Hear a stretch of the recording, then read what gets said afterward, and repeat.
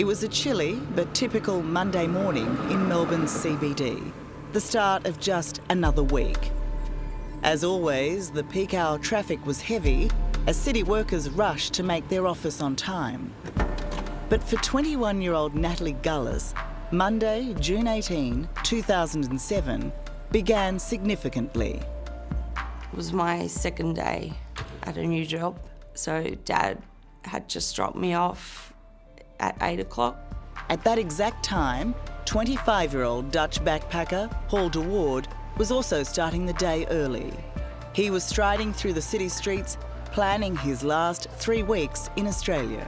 I was actually thinking about travelling home, about seeing my family again, and I was getting ready to leave. I woke up at 7 in the morning and with heaps and heaps of missed calls and him telling me to get down to Barcode. 24-year-old Kaera Douglas was filled with dread. She'd been summoned by boyfriend Christopher Hudson to meet at a city nightclub. With daylight, his all-night bender was coming to an end. And Kaera knew, for this volatile Hells Angels bikie, that could mean anything. Yeah, I got there and I just walked into this, disgusting is what it was, putrid. And I, at the time, was a seasoned party girl. Even I looked at that and just went, vile. Absolutely vile what I walked into that morning. What made it vile? Everyone was really, really messed up. Hudson had already started the day angry and dangerous. At just 8 in the morning, he launched his random and violent attack on Kaera's friend Autumn. She didn't do anything at all to deserve that, no.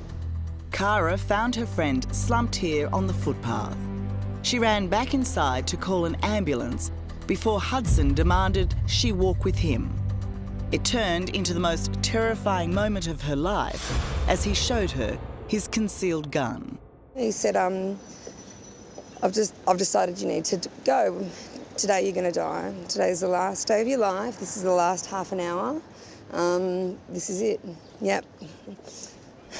Did you have any doubt that he meant it at that point? Absolutely not. No, this was it. This was real. This was as real as it gets. Retracing these steps is particularly painful for Kaera. I got to about here, or round about here, and I just couldn't. I couldn't walk to my own fate. Just couldn't do it. You're all right? No, you're all right. Yeah. Can I start from there? Maybe it's okay. So it's pretty tough coming back here. Right here, I haven't dealt with that. Fuck. What, you've forgotten how to walk? On the day, Hudson mockingly and menacingly made the petrified Kaera walk up Flinders Lane. He's going, oh, what, you can't walk? Stop, stand there, and I'll show you. Left foot, right, Now you try it. You're in a public space. And did you feel that you could yell out to people or that you could get help in some way? No, I didn't. I definitely didn't. The only thing ever on my mind at all times was just defuse, just be small, just be quiet, be as small and as quiet until I don't exist. And maybe I'll get through this. Unaware of the impending threat, Natalie, Paul and lawyer Brendan Keilar are going about their morning, unknown to each other, but all heading to the same spot. So, second day at work. Were you excited to be here that morning? I think I was a bit more nervous than excited, being the second day. I could have walked another street. All the streets are going in the same direction. But I ended up here. Maybe it was for a reason. At this intersection, Hudson pushes Kaera into oncoming traffic. It's her chance to escape. Dodging cars, she somehow makes it to the other side. But Hudson catches up to her and shoves her through the doorway of a nearby building. He pushed me down the stairs, down into the car park, and... Once you're down the stairs, he's got you pinned up against the wall? Yeah, he did. And then with the gun out, I pulled the gun out. He was going to execute me, 100%. 100% he was going to execute me. No doubt about that.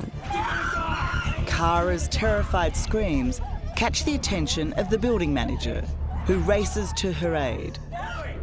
Interrupted, Hudson swings the gun at the manager. In the melee, Kaera once again escapes. I had just got back up to the street and there was a taxi right in front of me, and I went and grabbed the door, and just as I got the door handle, I heard the lock click. So yeah, he locked me out of the cab and I was pulling on the doors going, help, help, please. And I'm thinking, just let me in your cab. Then he came back out, saw me straight away, grabbed me by my hair. I was sort of screaming for help. While Kaera was fighting for her life, Natalie Gullace was on the opposite corner, casually sipping a coffee and chatting on the phone to her mum, oblivious to Kaera's plight until something caught her eye. Looked like a guy was pulling a girl by her hair out of the taxi. And she was screaming. And Mum actually said, "Who's that screaming?" So she could hear it from across the road on a phone. I started to walk over to try to intervene, to try to diffuse the situation because he was... You went towards her? Yeah. When did you notice something out of the ordinary was going on? I heard Kaera screaming for help, and then that's the only thing I saw. I didn't see what was going around that. Crossing the intersection at the same time was Paul and father of 3, Brendan Keilar. Neither could ignore someone desperate for help. Without hesitation, they tried to stop the vicious assault. What made you want to step in? I think this is where Brendan Keilar played a big part for me, because I wasn't alone. Like, we were together trying to help Kaera. And what did he say to Christopher Hudson? I don't remember the words because this happened so quickly. Probably something similar, like, hey, stop or let her go. Was it confrontational or was it trying to diffuse the situation? I think he had the same idea as me, so he wasn't shouting. He was calm. Even now, it is a tragically difficult memory for Kaera to tell. I heard Brendan say, he was really diplomatic. Hey, whoa, whoa, what's going on here? What's going on? Then I heard another beautiful heavenly angel, hero of mine, Paul to Waard, and he said, hey, what's happening? What's going on here? What's going on here is what he said. Still on the phone, Natalie's mum warns her against getting any closer to the situation and the enraged man. She said, "Don't go over there, he might have a knife." And the minute the word knife left her mouth, I just saw him reach into his jacket and extended his arm and just went bang, bang, bang. Hudson fired 3 bullets and made 3 hits. And so this is all happening just here? Yes. Just here. And so Brendan, you, and then Kaera. That's how I remember it, in this same order. All 3 were hurt, but still alive.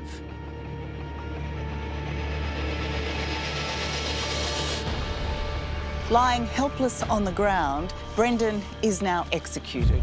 Hudson shoots him twice more. He then turns to Paul and shoots him once again. I don't recall the split second that I saw the gun. It's more the noise that I remember, and the pain on my chest when I was lying on the ground. Did you have time to feel frightened? Not even then. I didn't realize I was bleeding to death. I actually had the idea, oh, I've been shot, but I'm fine. I'm still here, I'm breathing. So just wait for the ambulance. I remember what was going through my head distinctly. It was, oh my God, he shot me. Hang on. Girls don't get shot. I've just been shot. Oh my God. I've just been shot. Oh my God. People die from getting shot. You could die from this. Hang on. Oh my God, you can't breathe, you're dying. Oh my God, hang on, you're gonna die. Wait, you're dying, this is it. You're gonna die, this is it. You could be any minute dead. I thought all 3 of them were dead. Yep. It to see them standing and then bang, drop, at that second I thought, that's it, they're all dead. In that moment, in the middle of the intersection, Natalie starts screaming, dropping her coffee and phone. He spun right around and had his arm extended at me. All I remember is locking eyes with him and just staring at the end of the gun And then he started desperately pulling the trigger, like desperately. Like he really wanted that gun to work.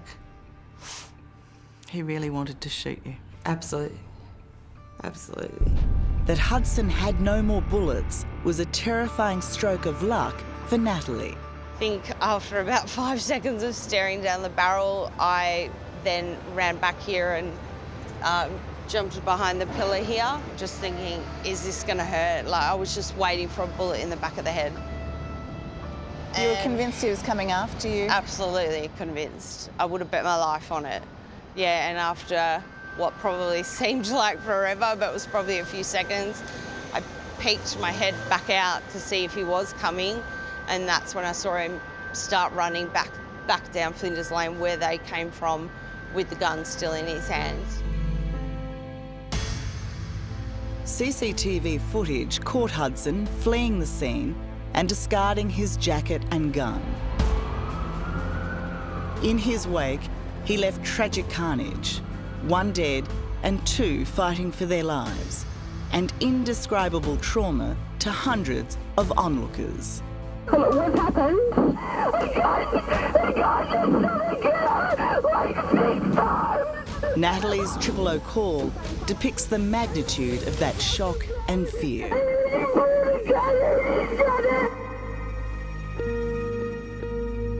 Brendan Keilar died that day. 3 children lost their father, a wife lost her husband. Kaera and Paul only survived because Royal Melbourne Hospital was just a few minutes away.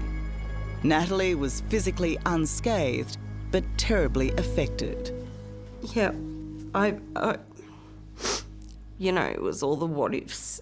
If I had have maybe started walking a bit sooner, maybe it would have been me, not Brendan.